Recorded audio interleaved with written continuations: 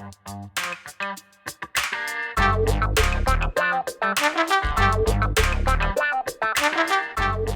guys, Montel here, and welcome to this edition of Let's Be Blunt with Montel. And today I'm so excited to have the guest on that we have on today. They are co-founders of Space Coyote, a pre-roll company that combines high-quality flower and high-quality potent extracts. Since its conception, Space Coyote has become the fourth largest infused pre-roll brand in the market. Their products can be found in over 300 dispensaries across the state of California. Between the pair, they've been featured in publications including, but not limited to, Forbes Authority and Vegas Cannabis Magazine. Welcome to the show, Mr. Scott, Sundvor and Libby Cooper. Thanks so much for being here with me today. Thank you Thank so you for much. having us. Absolutely. Why don't you give me a little background on the two of you? How did you meet and how did you come up with this idea? Well, Scott's very first company was a company for people with food allergies.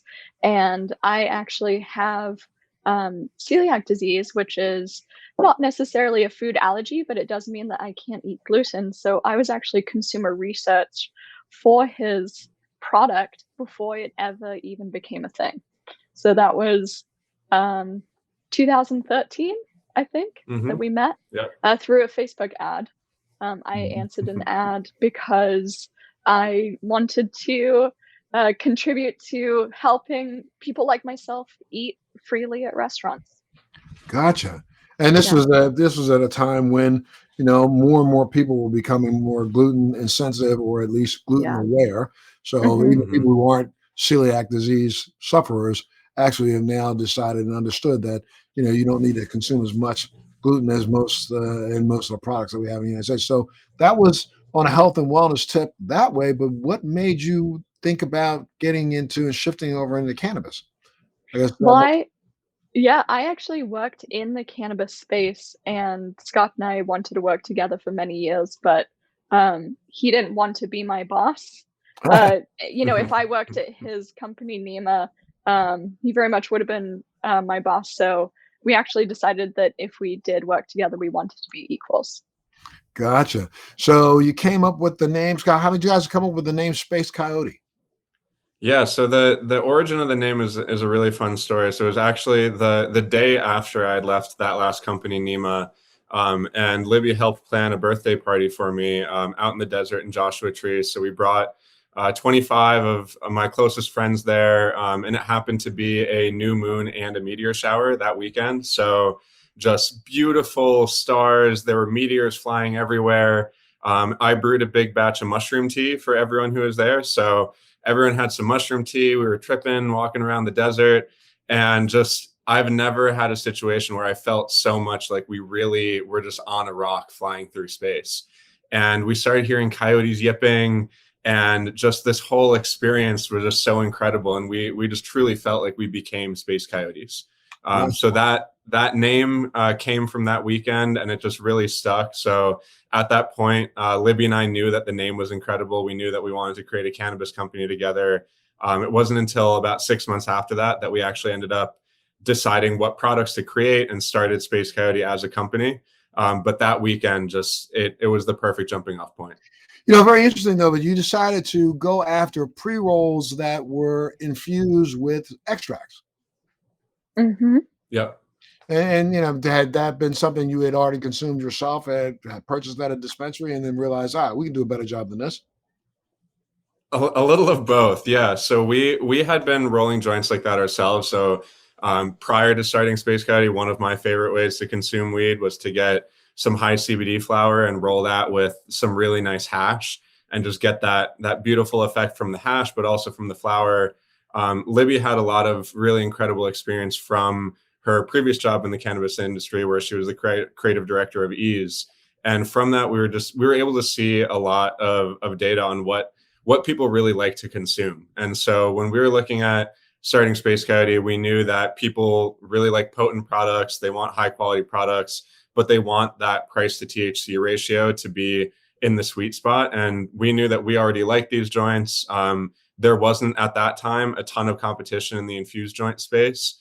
The ones that were on the market were sort of painted in distillate and then rolled in keef, which in our opinion is just not a very high quality product. So we wanted to create that experience that we were already creating for ourselves and just make a really high quality infused joint that, first of all, we wanted to smoke, but therefore the rest of the industry was also really excited about.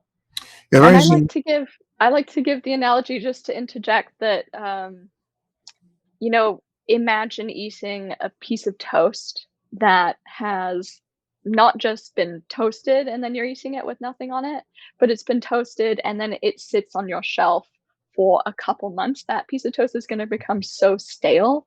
And that's what's happening with weed, especially when it is ground up and rolled into a joint.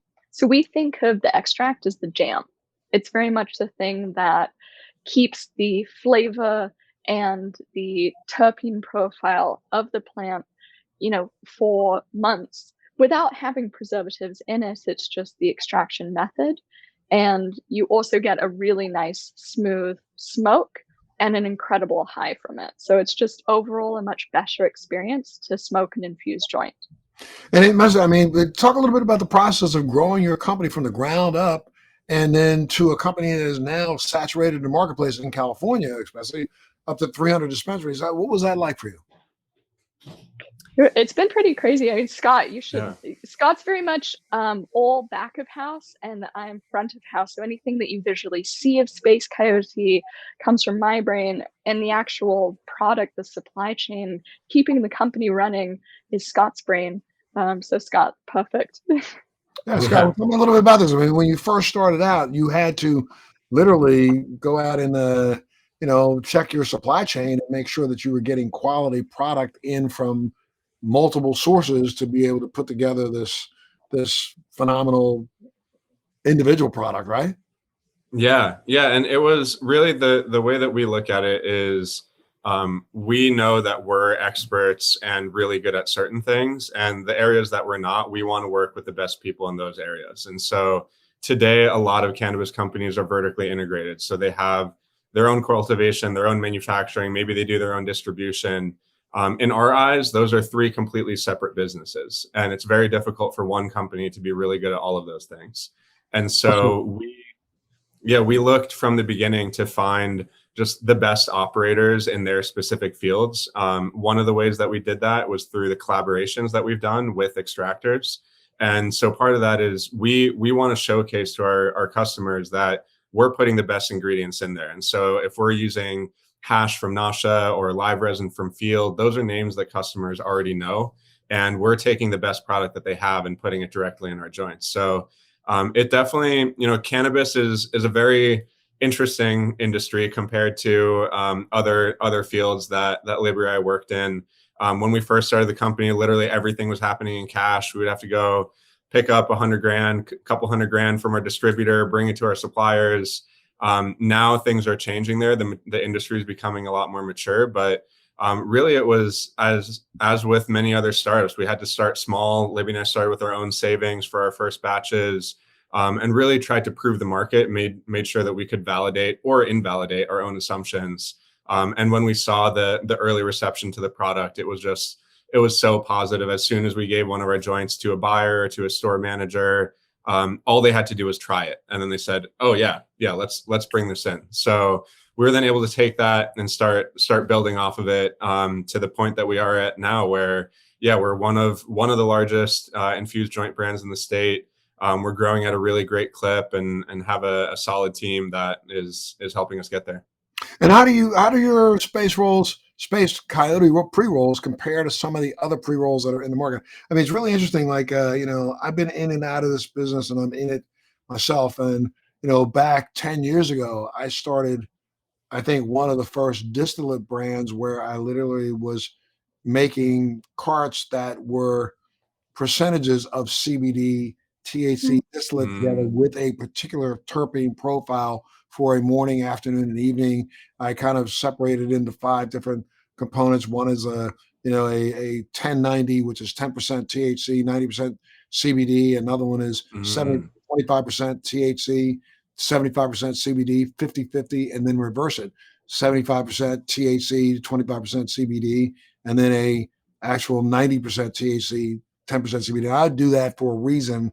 I was formulating for myself, and I have MS, and there was times that I need a bigger bang than I don't, and at other times that I don't need a big bang. So I wanted to make sure that I kind of put that together that way. Do you do it that, or are you formulating for effect in a sense, or are you formulating for taste, or what are you formulating for? It is really formulated for potency at this point. This sort of goes back to just being good entrepreneurs. We have in the past done amazing CBD to THC ratios, but they just didn't sell that well. So it's this delicate dance that we're always playing of, you know, how do we make sure that the product is going to be the guaranteed win? How is it going to just automatically sell versus, what do we want? What do we need? Especially also both having autoimmune diseases. But I think when it comes to our strain pairings, we're always looking for the right combination of the flower being a specific strain and the extract being a specific strain, and the flavor combinations together creating something delicious and a really good high. We've definitely done some strain pairings that are pretty crappy, but our honestly, like, our North Star is the potency at this point. And that, hopefully will change, but it is what the customer wants. And that is how we've had so much success as a really small team. Well, and what kind of extracts do you use? Clearly you use some distillate, but you also use cold water hash, you use keef, explain to me, the varied kinds of extracts that you're using in your pre-rolls. And then So wait, do you pair them with an extract version of the same strain, or do you compare them with an extract version of a different strain trying to incorporate terpene profiles together? Give me a little explanation on that. we actually don't use any distillate, and we are soon going to be releasing a keef joint, but previously we didn't do any keef joints. Up until this point, we've done hash, live resin, and diamonds, which is really just THCA, but when we sold it as a THCA infusion, it didn't sell as well as selling it labeled diamond infusion, of course, marketing at its finest. But we do different strains. So we typically will have a flower strain and the extract strain being two completely different things. More recently, we've started to explore the idea of having the double, doing the flower and then actually sending that specific flower strain to the extractor and having it pressed or, washed, so that we could get a hash out of it. But yeah, we actually like doing the blend of the two different strains. Each flower versus extract, we never blend them within those categories, but having the combination of the two really does create something special. Absolutely, absolutely, and Yeah. of course, I guess you must have somebody formulating per terpenes for you, right? I mean, like I literally for 20 years now, and I think long before, it was kind of vogue. I was a Girl Scout cookies Blue Dream mixer, and Really? I have been a keef smoker since 2000, long before Yeah. it was vogue, and Yeah. I literally was looking for a higher CBD product that I could mix with that because when Mhm. I would take, the key from Blue Dream and I take the key from, Girl Scout cookies, I put that together. Sometimes that bang was just a little bit too much. Not that Mhm. you got too high, but sometimes because of the terpene profile of both of those cultivars, there is a tendency, and I think a lot of people have a tendency to get a little jittery or you get a little bit anxious. And so if you were to add a little bit of CBD on top of that as you consume, that CBD helps to buffer down for me. Mhm. And everybody's a little different, but it would buffer down for me some of that anxiety. Mhm. Like I would notice if That makes a lot of sense. like I go to a movie, and I'd like to catch a nice big buzz if I'm going to go see a sci-fi movie, and I would go in sometimes to a sci-fi movie if I didn't have that CBD on top. I literally be in my chair like, let's go. Yeah. Want to get off the screen of me, but then you add a little bit of CBD to it. It's like, yay, good, I'm flying along Mhm. with it. I mean, yeah, Yeah. sure. And that's what's fun too with those three different three different product lines that we have, because the hash infusion definitely provides a different effect than the live resin or the diamonds infusion. And so for me, the diamonds infusion is more of almost this kind of sparkly or psychedelic high, and the hash infusion is more of a full bodied. You're getting more of the plant compounds, more of the terpenes in there. And the live resin is kind of this in between. This, you get a bunch of terpenes, but you also get a ton of potency. And so we've found that, you know, different people like different ones. The hash infused ones are my favorite. But sometimes, you know, if I'm gonna go spend some time in nature or a hike, then I might rip some of the diamonds infused joint and get that little extra sparkly tingle. Absolutely. The two of you like share role as CEO, correct? You kind of bounce back and forth, right? What's each person? Yeah. What's each person's responsibility? So we have alternated annually. The CEO title, Scott is CEO now, and I'm president. But we've done it as a symbol of equality. Our roles don't change when we take on that CEO title. You know, Scott is very much in the supply chain operations, financial side of the business, and I'm much more in the branding, design, anything visual side of the business. And you know, it's interesting because we want more people to do the same sort of thing. It started because we actually don't interact with many female CEOs, and during our fundraise, I don't think we talked to any female investors. So it's really just trying to get people to see that, you know, there is flexibility in these roles. And yeah, actually, Scott, I'd love to hear what you think of it. No, I mean, that's spot on. For us, it's really, we see ourselves as equal co-founders, and from it's a bit confusing to have two CEOs, and so from our perspective, the easiest way to present that outwardly was to alternate those titles. And like Libby said, our day-to-day roles don't really change with that, but we found it works really well within our organization. Yeah, Well, we were forced into it. We were well, forced into it because of signing some bank statements at first. I think that's what it was. gotcha. Well, I mean, you know, from an activism standpoint and an advocacy standpoint, I think it's a good example of, you know, leadership by example. And, you know, when we're looking at an industry right now that still today has probably less than 8% of the entire or the entire business is female run. Yeah.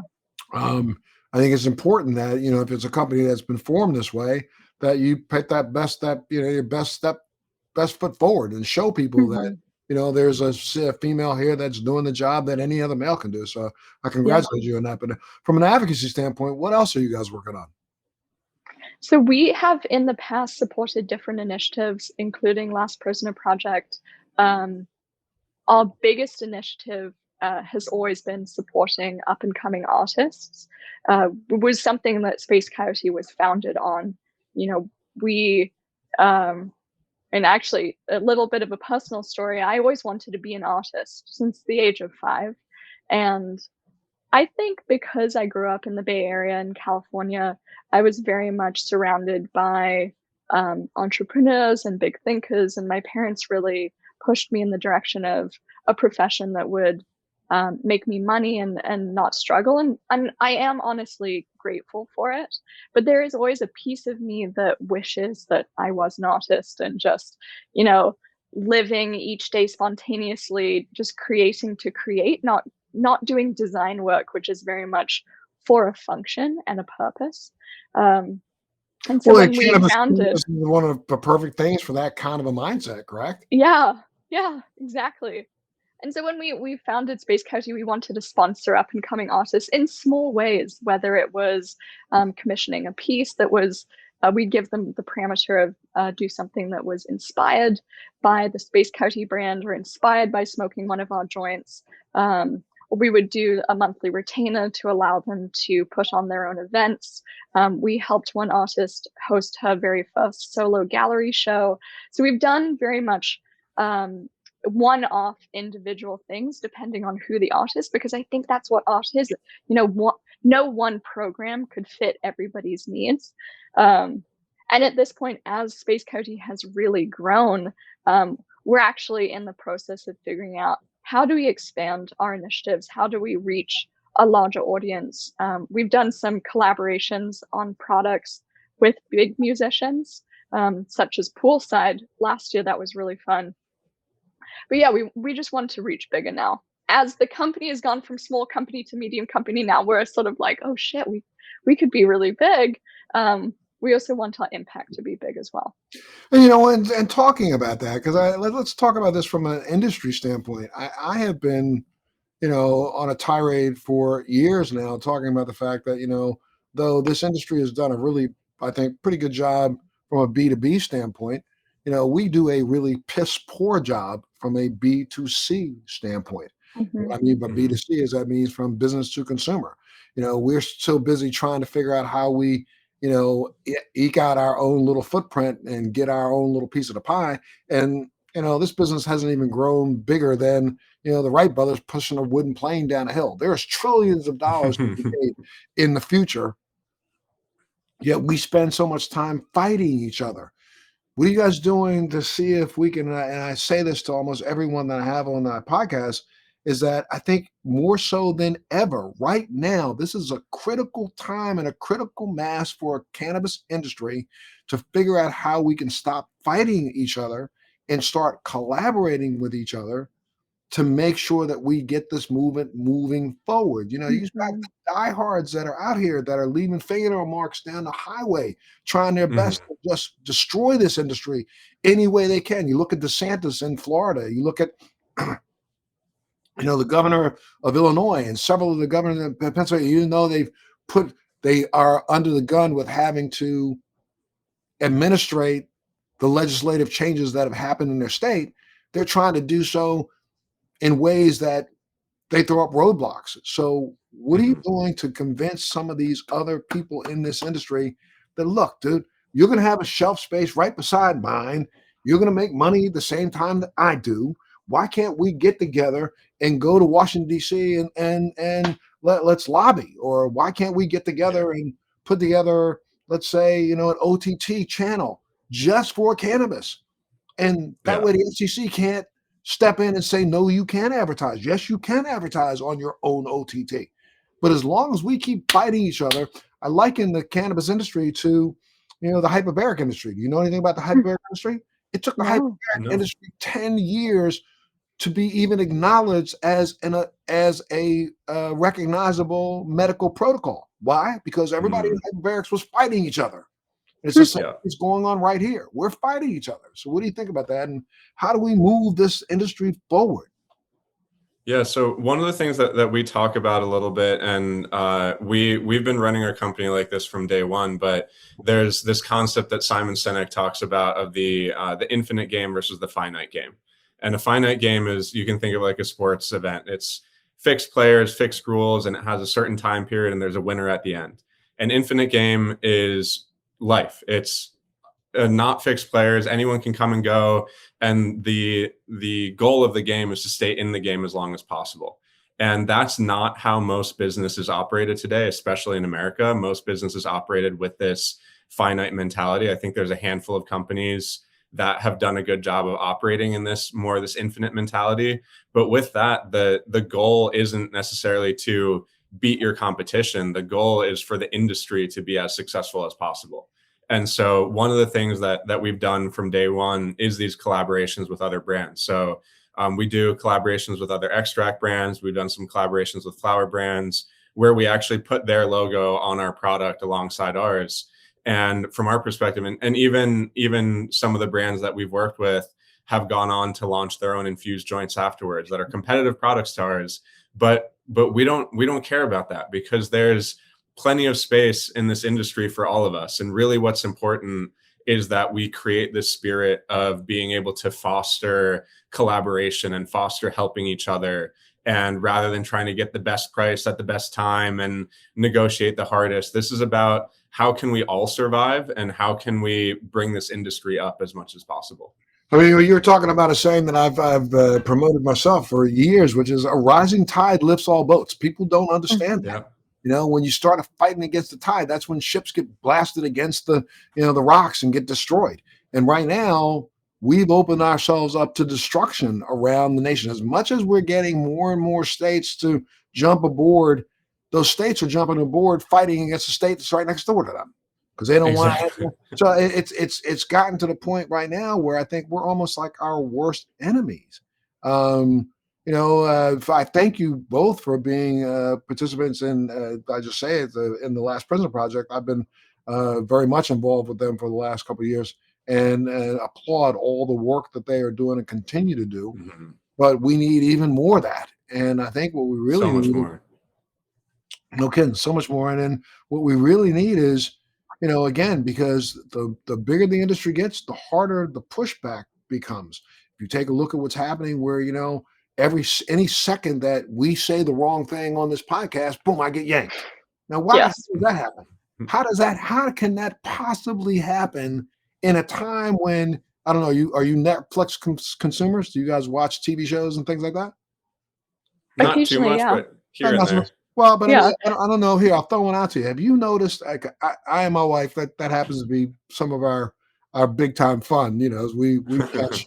We're always looking for somebody who will recommend a brand new series for us to tune into, and we'll look at it. We binge watch, 6, 7. Yeah. But I can take notes. I should be taking notes, but I don't. But there has not been one series that I have looked at in the last year where the hero or the heroine or anybody in the show does not come home from work. First thing they do is pour themselves a 4-finger shot of some brown liquor. And throughout the entire show, I don't care what it is. It could be a cop show, science fiction show. It could be on Mars. They're pouring a brown liquor into a glass, belting down a big shot. I don't know anybody personally that takes, 2-3 finger shots before they sit down to dinner. I don't know anybody. Maybe I'm living in the wrong space. However, if you were to walk in and have them fire up a joint, show's off the air. What? What are we trying to do people out here? It's ridiculous. And I mean, I think we see that so clearly today, just in so many environments. And I've seen this with family and with friends, but it's this perspective of, oh yeah, drinking alcohol is totally fine, but as soon as an adult takes a hit of a joint, especially God forbid that it's around a kid or a teenager, then that's absolutely horrible. But when you look at it, how many deaths does alcohol cause every year? How many broken homes? How many abusive husbands? Like, compare that to weed, where what's the worst that's going to happen is you might get a little bit lazy. Like, right. It's absolutely ridiculous. It's like the whole idea of the sprinter that was Sha'Carri Richardson. Suspended from the Olympics because she hit a joint because she got some devastating news and wanted to actually deal with that devastating news. So she hit a joint. But you would have preferred her to go home and drink a fifth 5 days in a row and then not even be able to perform as an athlete. I mean, how ignorant can we be? What do you think about, what's your thoughts, both of you, on, you're coming from California and, you're an attorney general who is now our vice president, who talked all this smack for 2 years leading up to the election. Vote for me, because I used to smoke myself. But she also used to make sure she arrested more people for nonviolent cannabis offenses in the state of California when cannabis was legal than anybody before her.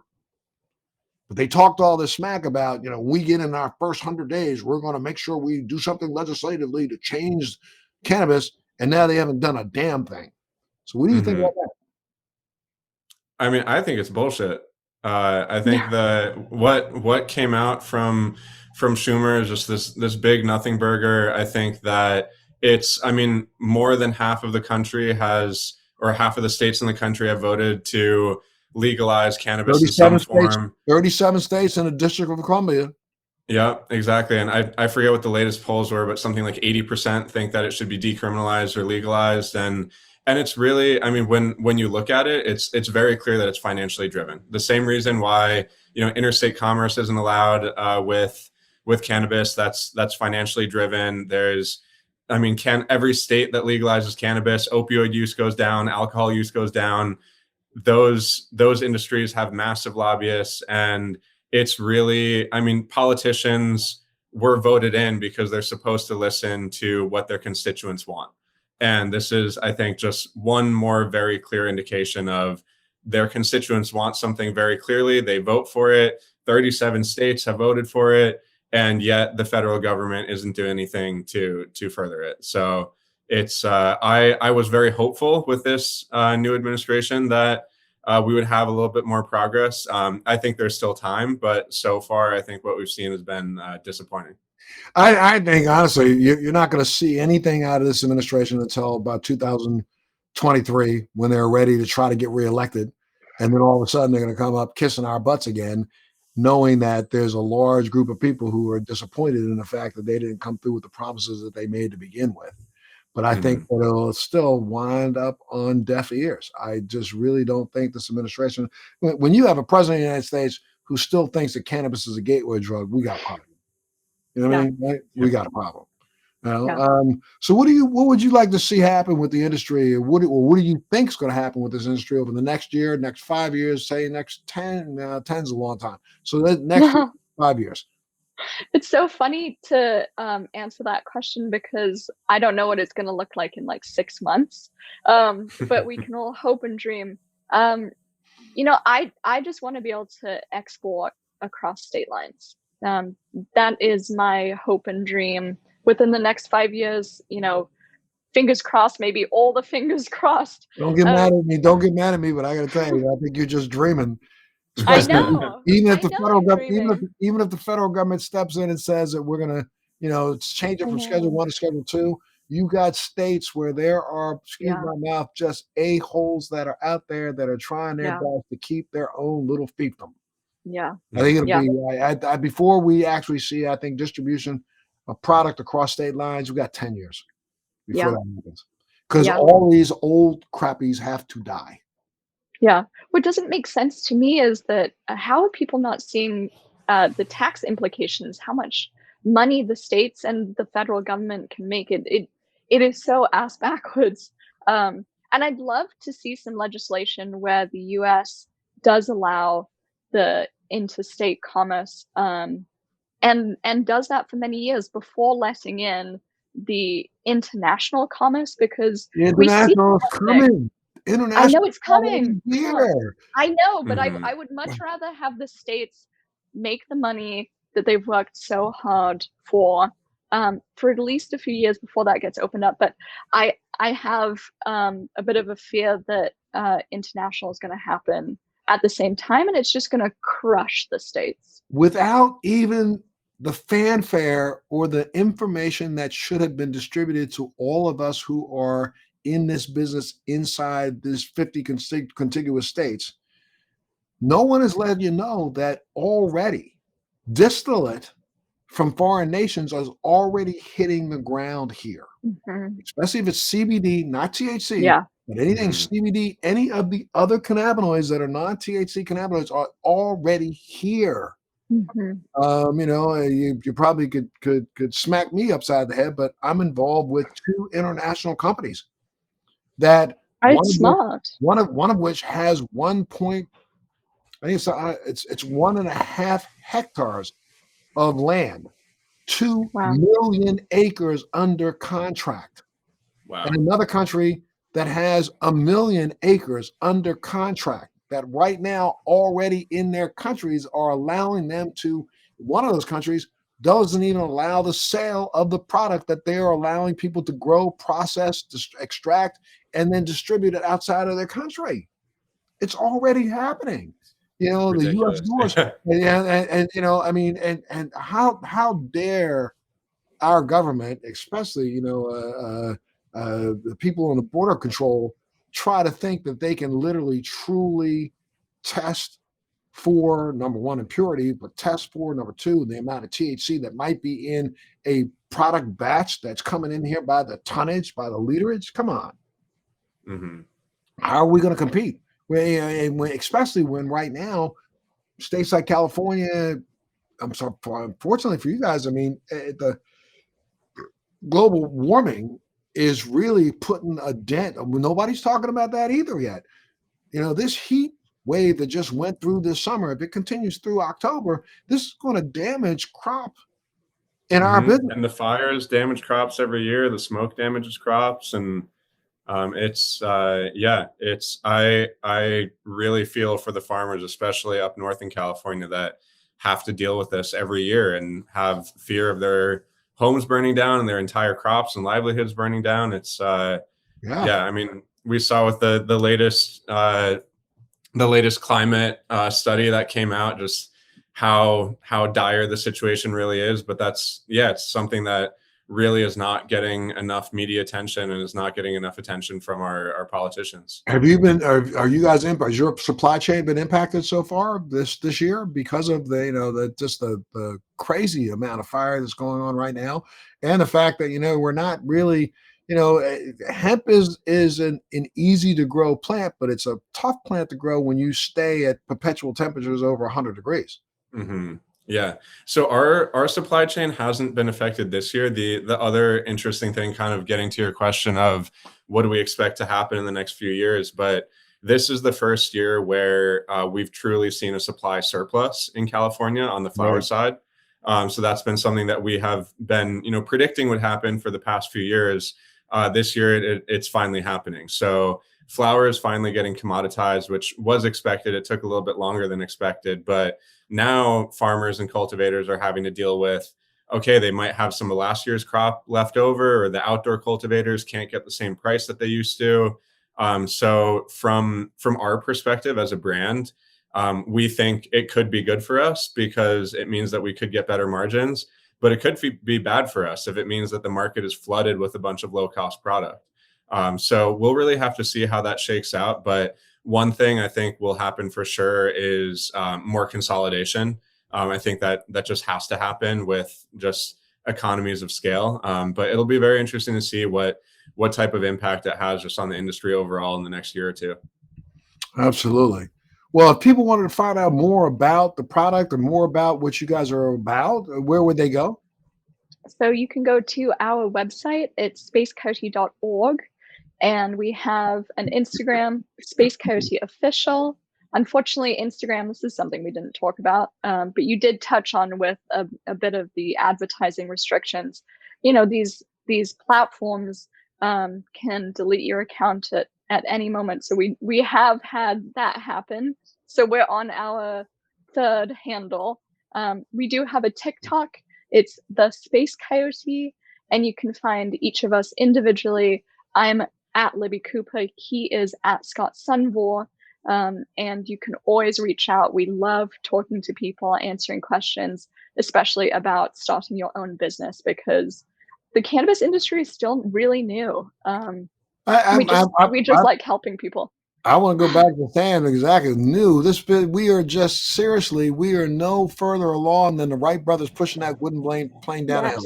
I think there's so much. I mean, again, the fact that we're living off of this idea that there's only 2 of the 250 plus cannabinoids in the plant worth talking about. Come on now, you know what I mean? We know for a fact that the person who even created this or discovered this stated unequivocally that this worked as an entourage effect. And the fact that you have diamonds, which is THCA, that's a different cannabinoid.